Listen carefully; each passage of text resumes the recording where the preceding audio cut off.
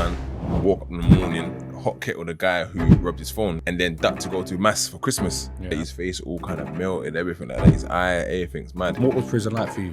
Bobby didn't just survive prison. He built an empire inside. From running illegal casinos to breaking up gang fights, he went from inmate to unofficial peacekeeper. His calm exterior hides years of trauma, betrayal, and bloodshed. I had a betting shop, I had a food shop, so I opened up casinos. My cell was a shopping centre. You had a very serious name in prison. Yeah. People knew you. Yeah. Was there any issues in prison? This isn't just a story of time served. It's a war story, and Bobby walked out alive. Barely. I didn't want to join no gang initially. I wanted to be a footballer. When I started going on robberies with people, I was the guy that felt sorry for people who was robbing. What happened? Talk us through that story. Before we jump into today's episode, we've noticed that 71% of people watching right now are not subscribed. If you're watching this, you're clearly enjoying it. Here's our promise to you. Hit subscribe and we'll keep raising the bar, bringing you the biggest and best guests yet. Sharper conversations, bigger guests, and unfiltered conversations that others won't dare to do. Hit subscribe now.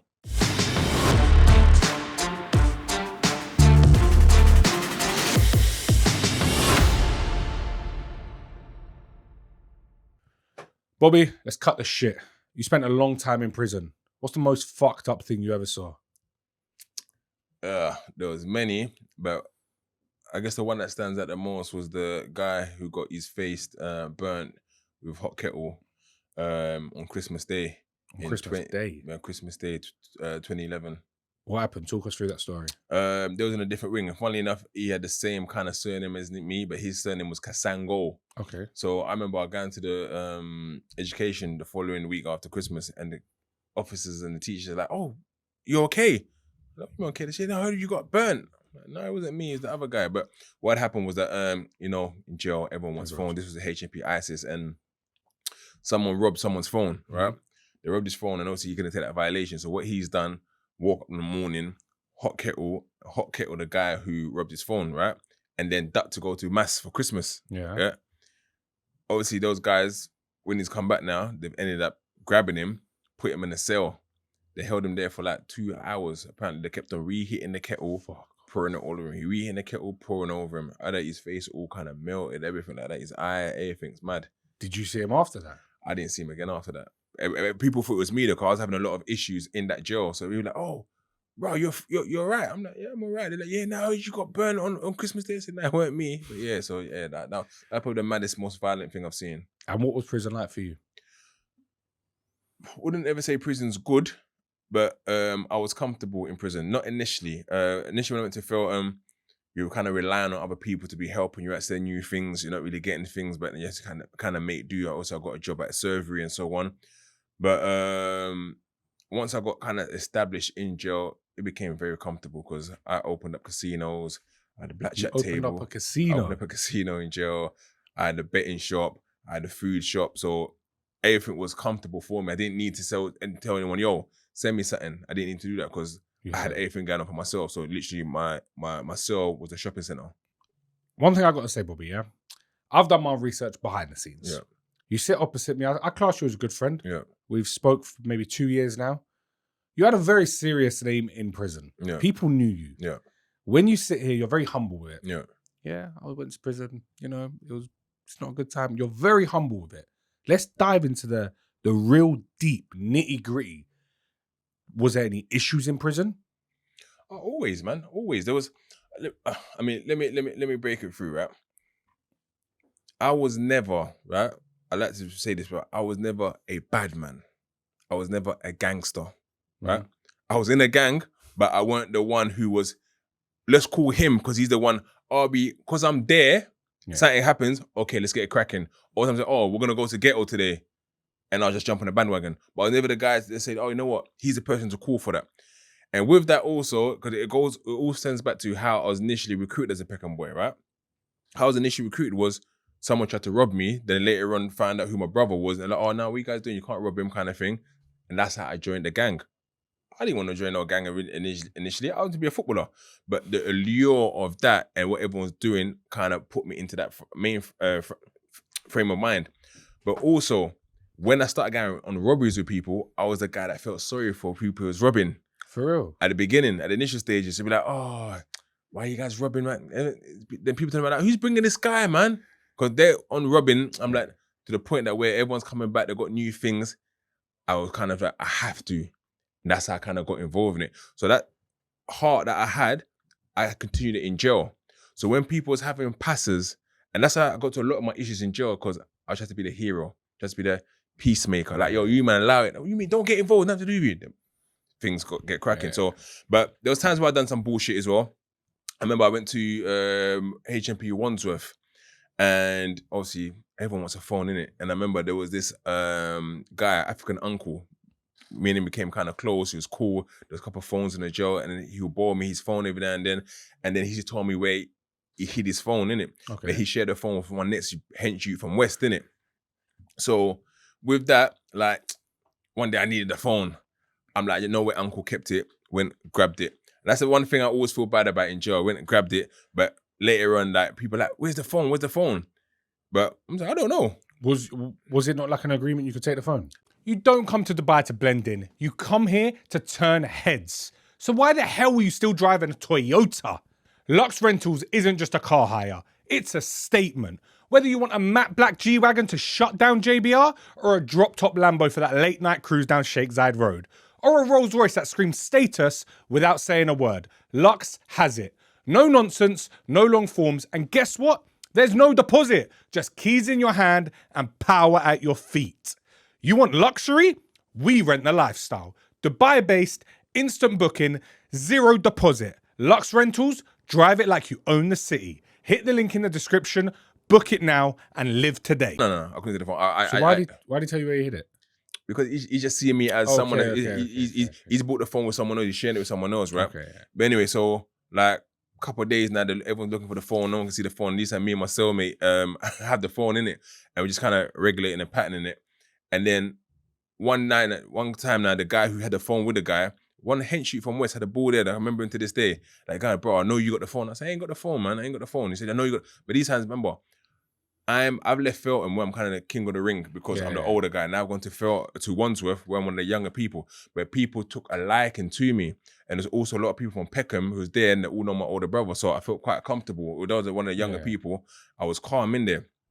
Actually, I'll tell you also about another fucked up thing I saw in jail in that Wandsworth that same time, but we'll come back to that. And then I was sleeping in my bed. Then this guy, he's come to my cell early morning. Like, come to my cell, like, yo, bro, where's the phone? I say, he ain't got the phone. Like, jumped out the bed now. Mama banged me in my face. He ain't banging my face now. He probably thought I shouldn't accept it. But one thing, I was never a troublemaker. Apart from that, I'll say that I robbed the phone. I was a troublemaker then. But I'm someone who, I'm humble, but I got an ego. Yeah. You're not going to violate me. You can't bang me in my face and I just going to accept it. So, come out the cell. I'm like, let's go. He don't want it, he's walking off, and then people are telling him, oh, yo, I was trying to run up towards him, the officers are all trying to stop us. So that's the one time I'll say that I instigate and I've done it wrong, and I can say, you know what, I'll hold my hands up on that. Besides that... Did anyone get the phone back? No, I didn't get the phone back. Come on, man. I didn't get the phone back. But then karma happens, innit? But I'll tell you why karma happens after, because it happened to me later on.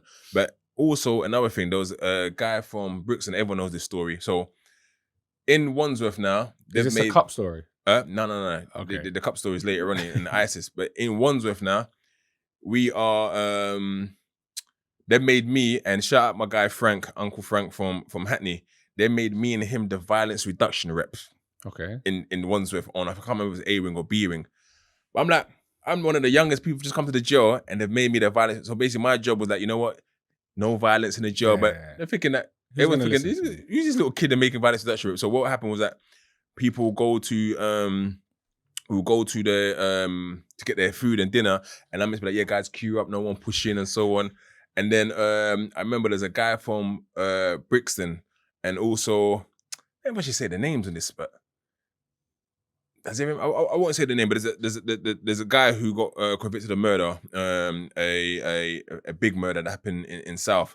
Anyway, he went and got his dinner, right? And I was walking. People know comic. I spoke about this on my podcast before, and people have kind of put two and two together. But he was walking. He got his dinner, and he walked off to go upstairs. One next guy from Brixton came, just conked him, like banged him, dropped his food. And then I'm there like, I know kind of both parties just through being in the jail. Then the guy who got banged in the face turned around to some next guy who had issues with my brother, which I'll get into. Then I said, bro, you let my man bang my face, you don't do nothing. Then the guy was like, I don't know. But the next day, the guy who banged the guy, they've caught him. They took him upstairs in the showers. Apparently they held him, and they just boxed him up and they cut up his face with a tuna can. Like people when they hear this, they'll know exactly who I'm talking about. But the other guy got convicted of a murder. I think he got 35 years. Oof. So that was one of the ones that where I realized, prison is violent. Felton was okay because one of the older ones, there'd be younger people fighting. But Wandsworth is when I realized, bro, prison's a little bit dangerous. It can't just be jokey. And that time I didn't really start my business per se. I was just like literally getting to know the system and so on. I didn't really know no one at the beginning, apart from people in Peckham, but everyone started gravitating towards me because I had a PlayStation myself. So I used to run PlayStation tournaments. So I had like people like from Peckham that was there. It was the time with like Femfell, big up Jerry from Firehouse. They was all in the same wing as me as well. So yeah, man. Do you think now you look back at prison, you enjoyed it? Nah, it's never an enjoyable moment. You always have to make the best of whatever situation you are, right? I know me. If I'm in the desert, I'll say you sand. Somehow, I'll convince you need sand. Yeah. Right. Somehow, you might not know why, but I'll tell you, no, this is why you need it, even though it's right there in front of you. So it's not being enjoyable to be in the desert. It'd be hot. It'd be baking. But I just know in prison, I had to make sure I pattern myself to make sure that I'm living comfortably. But it's not a place you want to be. Whoever says they enjoy prison is crazy. How long did you serve in total in prison? Altogether 8 years. And how many prisons? First one was Feltham. Let me try and see it chronological order. Feltham, Wandsworth, Rye Hill, then Pentonville, Belmarsh, Isis, Brixton. Then from Brixton, went to Camp Hill. From Camp Hill to High Down to, I think, Thameside, then Elmley, Ford. Yeah, quite a few. Oh, you visited the whole country? Quite a few. What would you say was the worst? What was the Ville like? The Ville was calm. The Ville was calm. It was a bit crazy, but it was calm. I think with most jails, right, if you haven't got beef or passive in one, you'll cut you. I was in the Ville with Spray. That's where I first met Spray, young Spray. Okay. That's why we first connected over there as well. So yeah, the Ville was calm, man. When you know, and I was there with my Cody and other people there as well. So people from the community kind of knew me as well. So it was calm. I had no issues in the Ville. Did you ever share prison with your brother? No, me and him never went to prison together. No. You both knew people in prison? Yeah. What was yours and your brother's relationship like? Oh, my brother, that's like one of my best friends, man. Like that's who I kind of grew up aspiring to be, kind of thing. And that's where I think I went wrong. Because I should have just kept it being football. Because he had the name and he was known, I was like, yeah, I'm his younger kind of thing. And then it's like, even he was telling me, you're not my younger. And I'm like, yeah, I am your younger kind of thing. So yeah, man, our relationship is beautiful, man. We've got business together and that as well. And like he's someone that to this day is like, I'll probably say he's one of my closest people. If like you're meant to be close, 'cause I got 20 brothers and sisters all together. But 20? Yeah. He's like, what do I say, one of my closest people in life, basically. My bro, you got 20 brothers and sisters? Yeah, my dad was, but half. So my dad was outside. You know? Raw. Yeah. 20 brothers and sisters. Yeah. Do you chat to all of them? Yeah. Wow. All right, your dad, bro, he's got a squad. He's got a full football team ready to go squad, and subs a whole lot. Yeah, come on. Madness. All right, let's talk more about prison. I'll enjoy the prison talks. So probably what, 10 to 12 prisons? Maybe even a touch more. Yeah. What was the worst prison overall? Had to be Belmarsh, man. Really? Belmarsh. And the worst thing about Belmarsh, I went there, I think, 2011, right? I was there just when the riots kicked off, right? And they needed space. That's when they first moved to ISIS. But while I was in there in 2011, it was so, like, when you're in jail, you want to have your own cell. Of course. Because after a while, you can be with your Cody, you can be with a cellmate, whatever, but after a while, you want your own space just to breathe. But now imagine there's 3 of you in a cell. That's how Belmarsh used to be. 3-man bang up, a room, a quarter the size of this room, and then you got a toilet there, two bunk beds, bro. and then you kind of have to navigate who wants to watch what on TV, and it's just hot. And the regime. That's the one jail. I don't know how it is now. That's the one jail where I couldn't get access to a mobile phone. Like obviously it's double A security, double A cap, so it's hard to get a phone. Some people get phones in there, but it's one of the hardest prisons where you're able to get a phone. So it made the enjoyment even worse because you can't even like call up and so on like that. And then visits as well, like they're very strict on their visits as well. And then when my partner at the time was coming to see me visit, she didn't like the way there was like trying to search her and stuff. So that put her off coming as well. So it's like, yeah, Belmarsh went really nice, man. Camp Hill as well, just because it was so far. Isle of Wight. Wow, yeah, mission. Yeah. What about corruption in prison?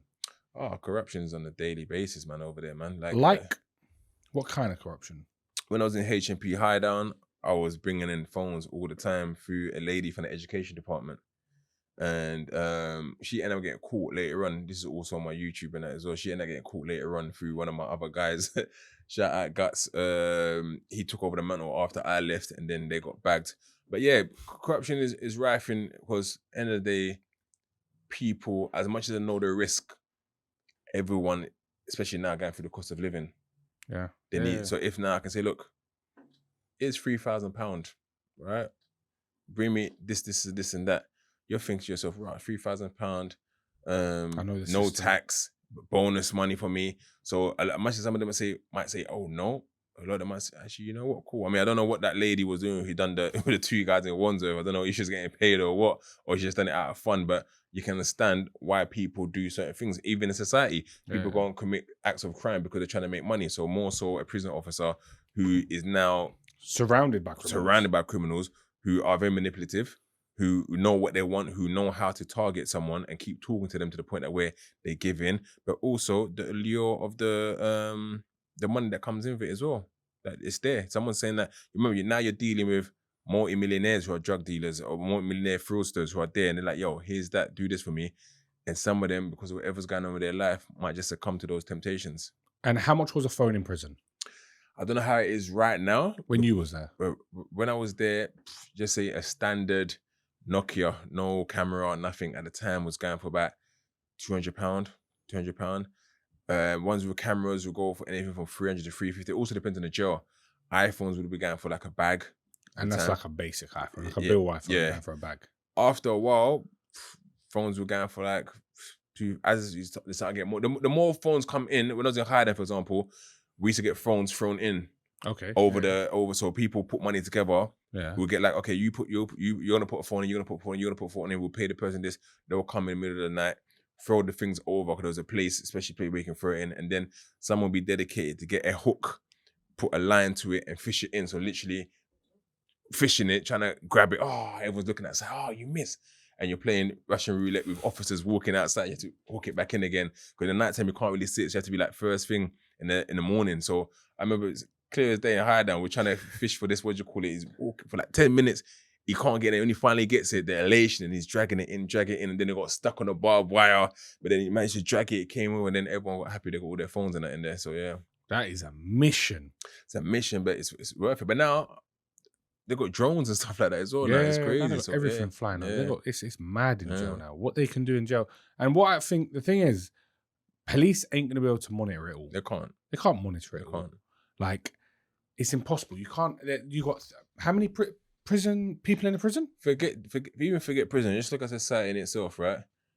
Our airports and border controls are meant to be the tightest, but how much drugs gets into the country every single year? So there's always going to be loopholes. There's always going to be someone corrupted. There's always going to be people who turn a blind eye because they're getting a back payment. There's always going to be criminals who are a little bit smarter. Let me ask you this on the smartness question then. Yeah. Who do you think is the smartest person you ever met in prison? Because one thing I will say, not everyone who goes to prison is an idiot. Yeah. Some people make mistakes. Some people are fucking geniuses and they end up there. Yeah. Did you meet any guys and you was like, "Rah, this guy's a fucking genius"? I mean, I wouldn't call him a genius, and he's helped me out massively. And I even went to go and watch his boxing match the other day. But he's a guy who I say to him all the time, "You're not serious, man." Because if he ever took anything he wanted to do seriously, I reckon he would have blown up and done something so crazy. A guy called Piglet, goes by the name of Piggy, right? He inspired a lot of the things that I had done in jail and things I've done even outside. Because when I started writing my books in jail, he's the first person I was writing a book in jail. Like, yo, I'm writing this story. I'm like, oh, let me read that. And me having an ego, think, oh, I can do a better one. That's what made me start writing a book. But he's someone that's always doing things way in advance. So even to the point that where my big ego media studio was at the time, he's the one who found it. He's like, yo, I got this studio, we should start filming and everything over there. I said, yeah, cool. But when it came down to it, he went on it. But I always tell him, you always got these plans, these ideas, but you never ever implement them. What's going on? He's like, yeah, I know. So I wouldn't say he's a genius, but he's someone that was always kind of thinking ahead. Yeah. In prison, if someone tested you, Yeah. what happened? Did you shy away from it? Was you that guy that says, you know what, put my head down, you do your thing? Are you building an online business but still paying tax like a 9-to-5 employee? Dubai is a new home of entrepreneurs. If you're making money online, coaching, crypto, e-com, agency life, why are you still based somewhere that punishes success?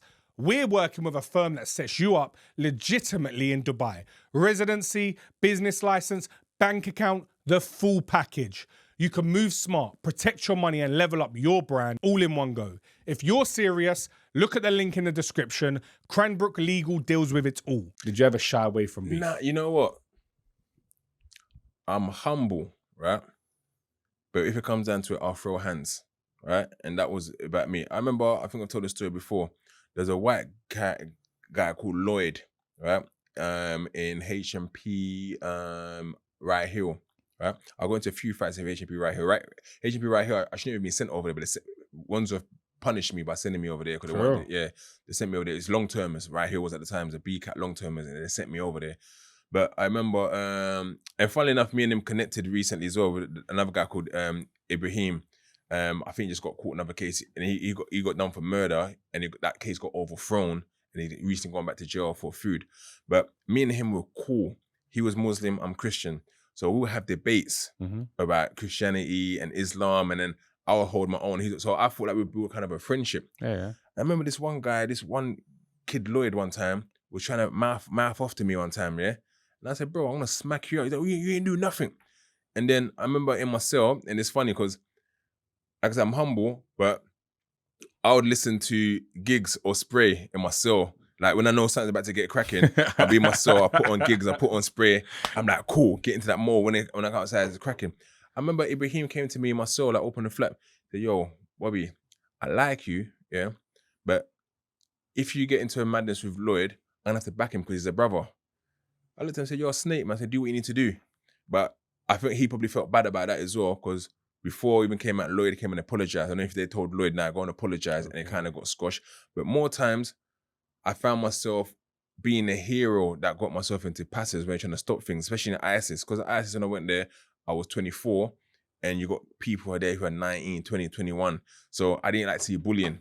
So you might be new to the wing. You come, you got your PlayStation and no one knows you. You're like, who's that man? Who's that man? Ooh, no one knows him. Let's go and rob him.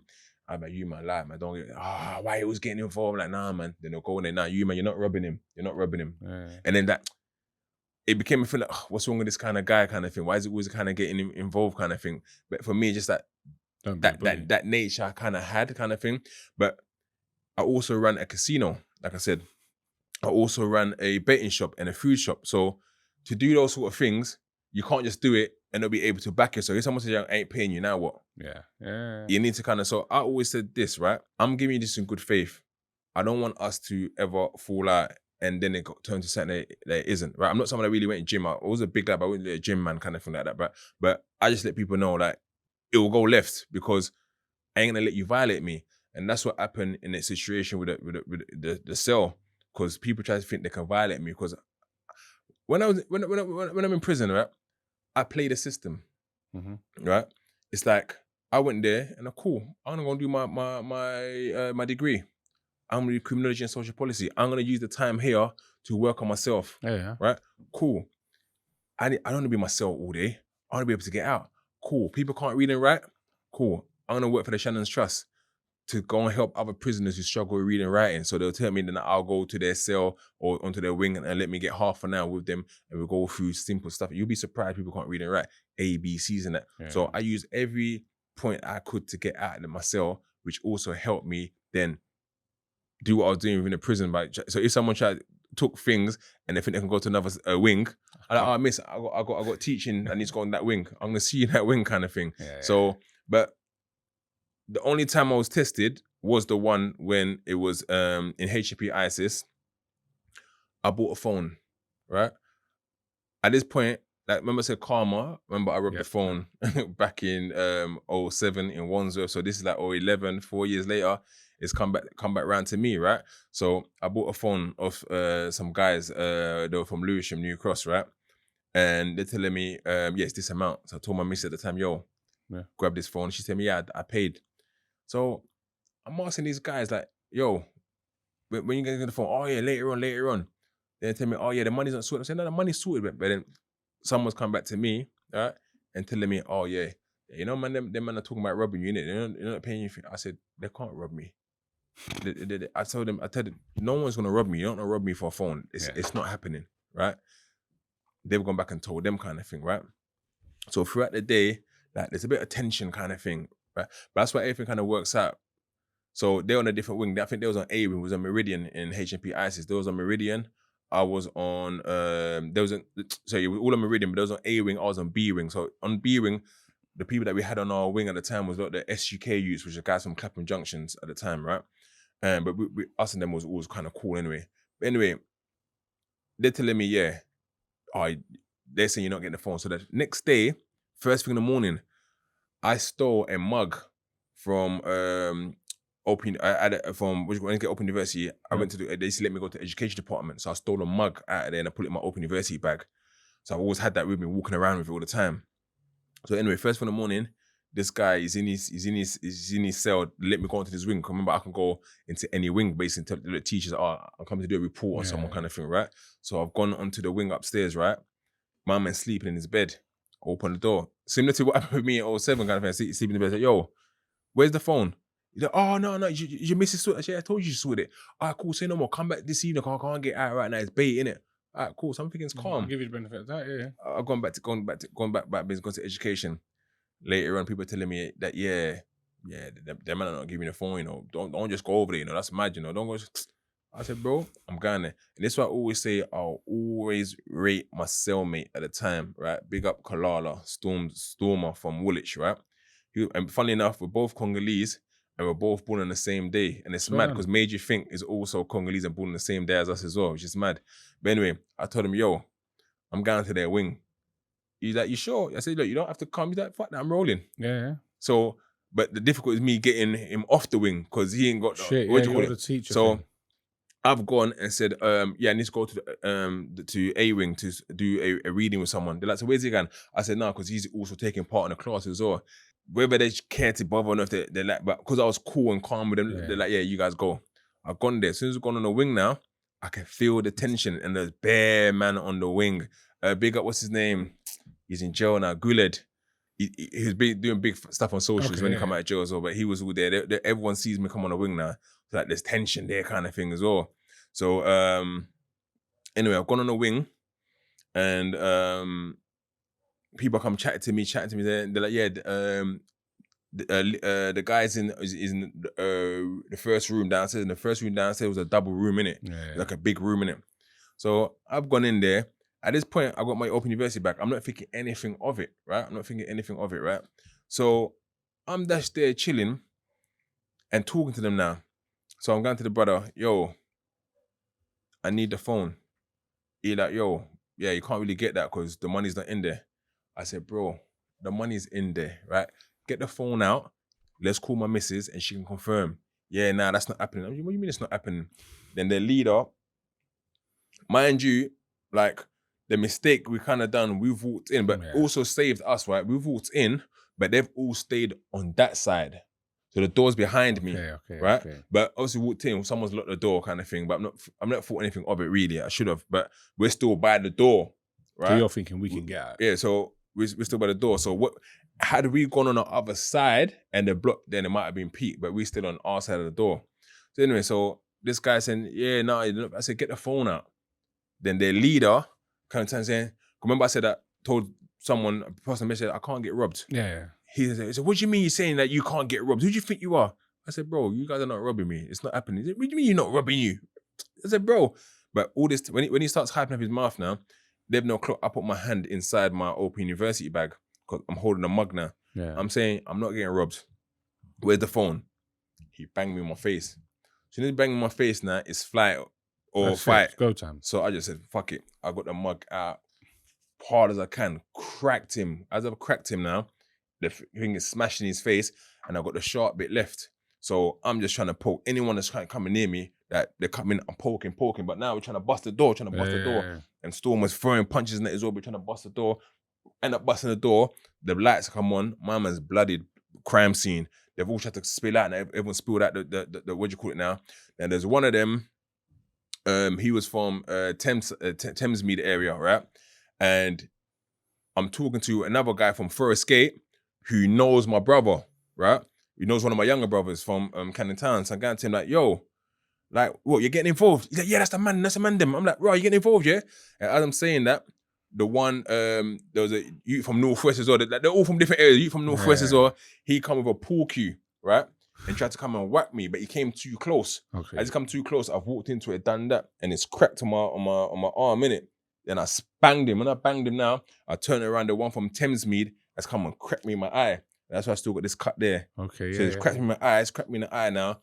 We're getting it cracking. Officers come. And now, you know how, what do you call it? Jails are, innit? Yeah. It's all gone around the wing the next day. HMP ICE is a small jail. You man got violated. What, 2 man went to your cell and there's 8, 10 of you guys and they walked out. So they are pissed.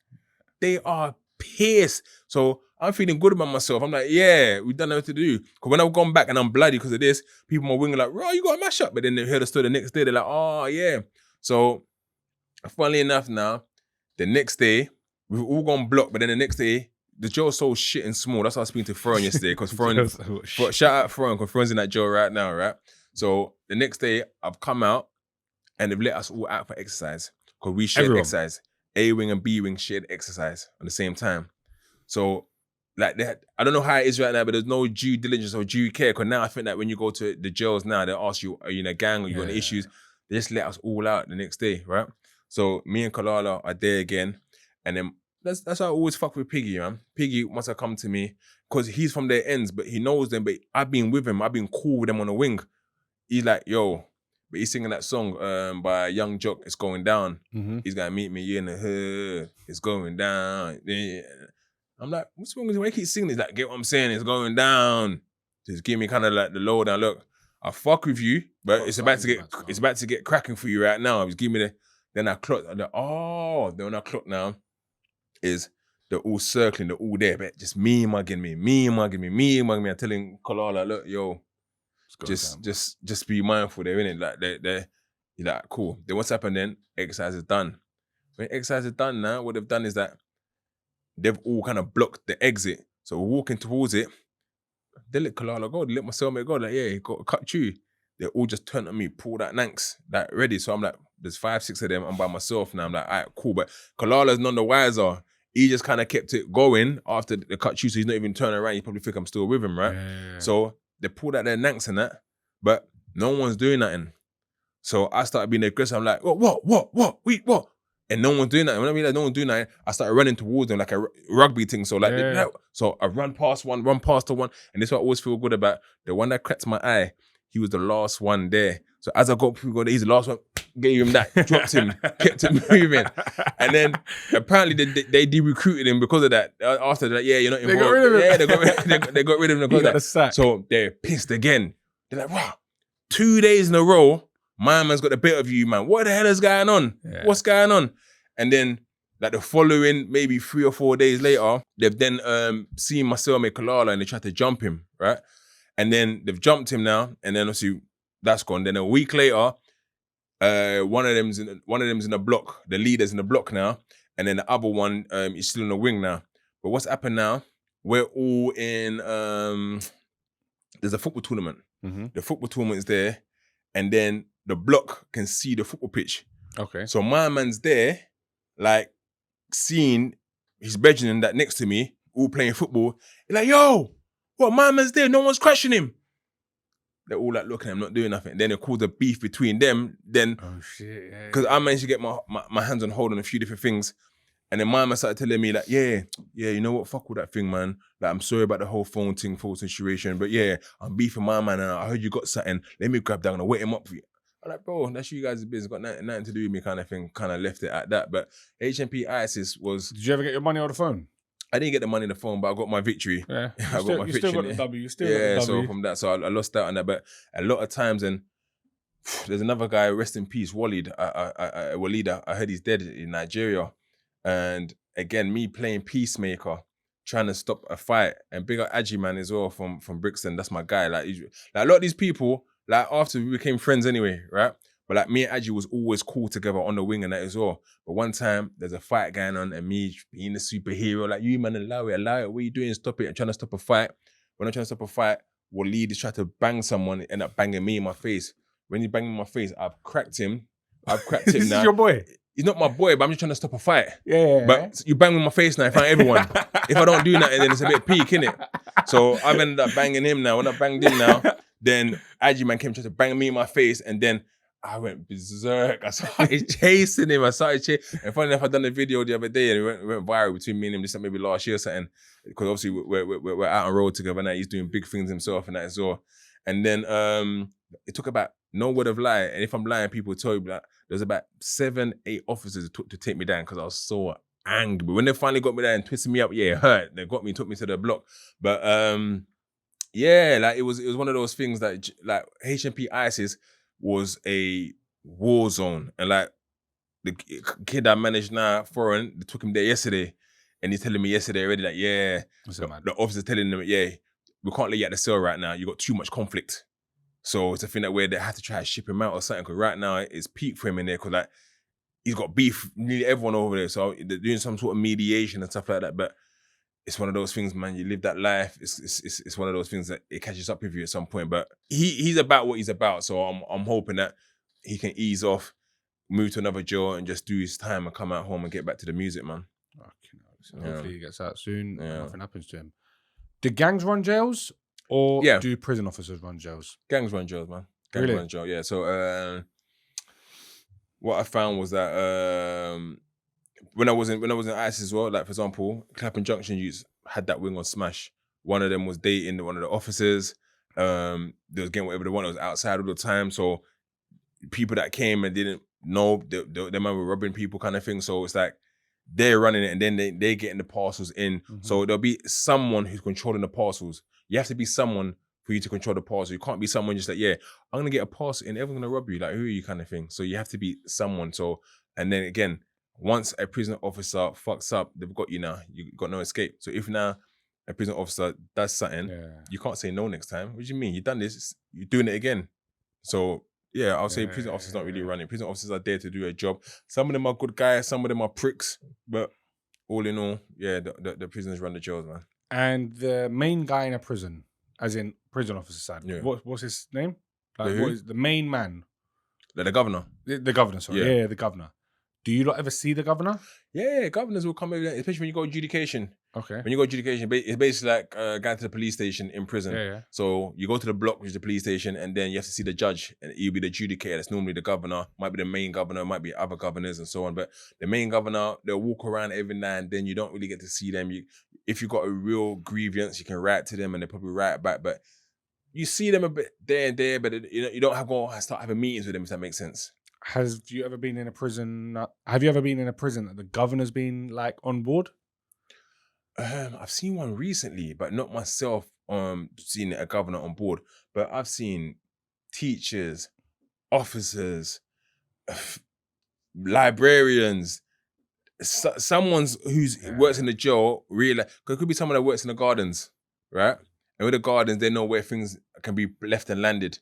Right, so if you're a gardener, you've been contracted as a gardener, someone gets your details like, yo, yeah, cool, I'll bring a packs in, I'll leave it there. And someone who works a garden shifts with the prisoners will go around, collect whatever it is, collect and go. So everyone's corruptible, that's a word. Money talks, no? Yeah, that's it. Right, and the thing is, everyone needs to remember, there's millionaires in prison. Yeah. Just because you're in prison, don't mean you're broke. Yeah, no. There's the only thing that makes you broke is how much you can spend. You're a millionaire. You're not gonna have £1 million on your canteen sheet. Of course, but you can still spend money on the Yeah. outside. You can Yeah. still make phone calls and get shit happening. Yeah. You also can buy an illegal mobile phone and so on. But in terms of inside jail itself, obviously you might be able to get weed and so on. But like I said, what I found was having my shop, right? Even how that started, I started with a Grand National. Right? I was in Pentonville, right? The Grand National was happening, and I don't care about horse racing and stuff like that, but I saw that there was a lot of interest in it. So I was like, right, everyone's doing the Grand National, yeah. So I said, bought the newspaper. So I cut out 40 pieces of all the horses that are going to be racing, right? So I said, cool. Anyone wants to take part, you can win this amount. I remember right much. I think I was selling tickets for £5 each. So £5, £200 basically. So whoever wins gets £100, and then I'll get the other £100. So basically, you all put £5 in, £5, £5, and you put £5 through your canteen sheet. So if your horse wins, it's £100. Yep. And then I'll get the other £100. I realized, oh, okay. Then I started doing the football bets. So I'll look at the football odds, and I realized, okay, Man United versus Arsenal. Arsenal to win 2-0 is 10-1. I can't offer 10-1 because I ain't got that sort of money. I'll offer 4-1. Yeah. And people might put £1 in it. £1 is nothing to them. But now let's say 100 people on a wing put £1. £400 you got to pay. That's what I'm saying. So but what it was that everyone else will pay for other people. Yeah, of course. So if you win £100, I've got 100 people that have lost that will pay you. So I never had to pay anyone. The house always wins.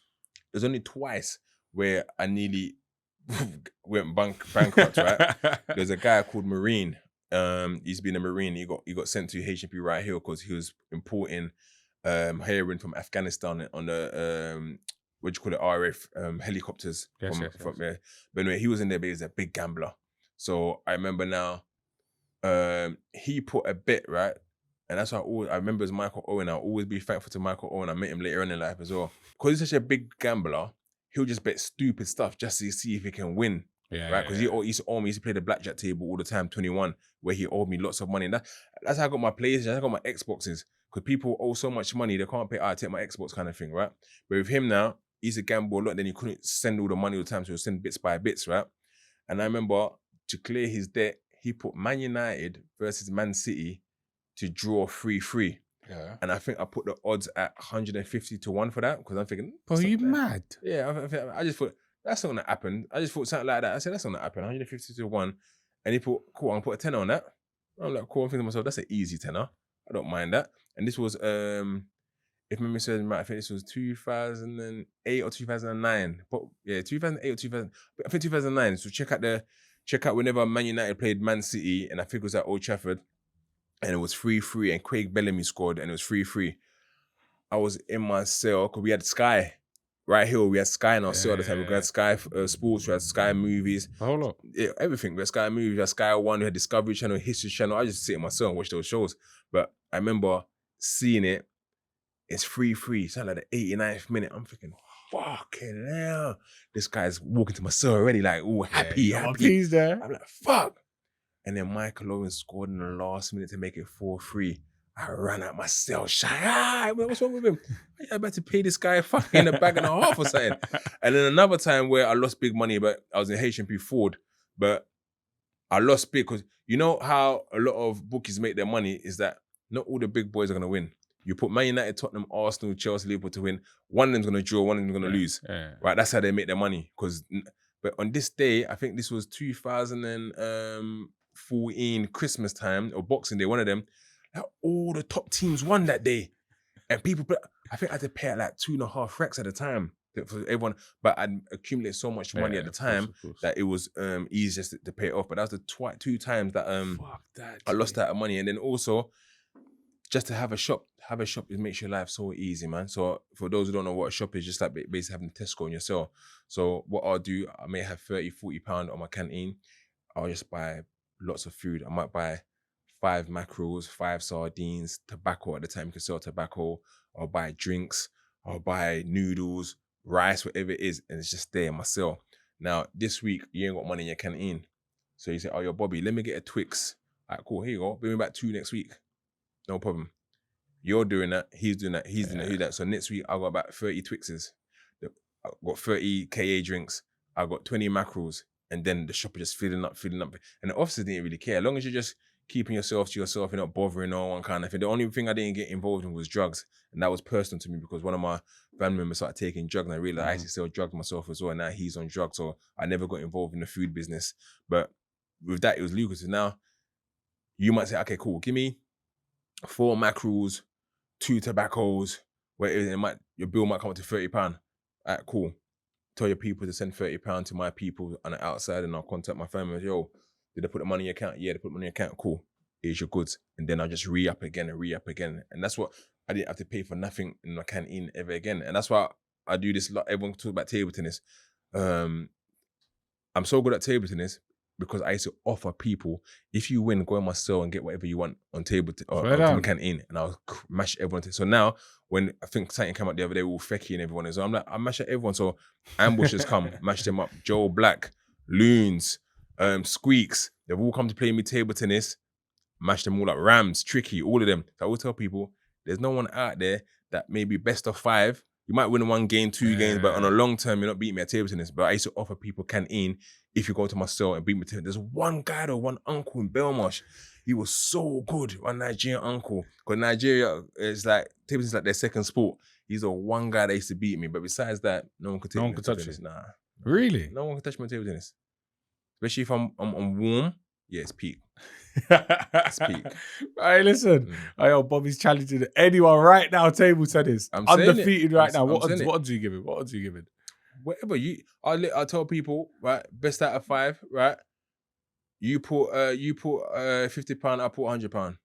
Right? I'll put double whatever you put. Beat me in the best of 5. It's not happening. And you're that confident? I'm that confident. Apart from Artan, but he's a cheat code. He's half Chinese. So Artan, big up you. He's the one person that beat him, but he's half Chinese. Everyone else, yeah. No one's next to No one's next to me. They've been coming. It's on my socials. They've been coming to my community centre and they've been going home thinking, oh, it was close. I'm like, forget about it being close. You lost. Like that. Oh, shit. Yeah, man. Listen, my bro, is there anything else we need to touch on today? Because I feel like that's been good. That's been insightful.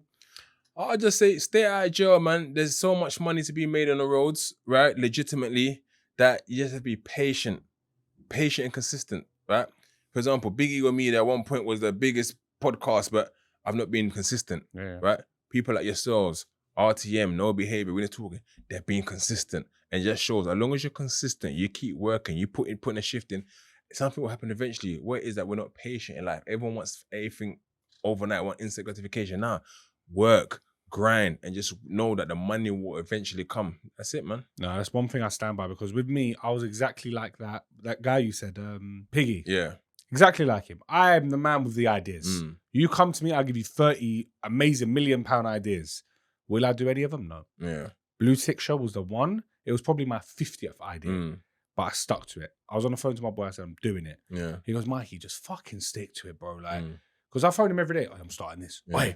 I'm doing this. I'll get a logo made. I'll do all of this. I'll do it all. And I'm like, nah, man. Couldn't be us. This one, I was like, I'm doing it. Nah, you've done well, man. And that testament too. And also, quick controversy. Shout out the other Blue Tick as well, because they caused a bit of controversy last time. And I always told them, like, you guys are my people, but at the end of the day, I've come over here. Mikey's evolved, he's developed, he's doing what he's doing. And everyone's got audience. There's 8 billion people in the world, right? You can do a show. I'm pretty sure someone's got another Big Ego Records or Big Ego Media. I'm pretty sure someone's got another Hackney Football Club. As long as you do what you're doing and it caters to your audience, don't watch what anyone else is doing. But shout out everyone out there that's 100%. Doing their shows, that's doing well. It's like, let's stop the hate train in London. Let's just keep pushing and let everyone win, man. 100%, man. Listen, big you up as well. Keep doing what you're doing, my bro, especially with the football club, smashing it. Big you up. No, I appreciate it, my man. bro. It's been a pleasure having you on the show. Thank you, man. Until next time, guys, make sure you like, comment, and subscribe, and we'll see you on the next one.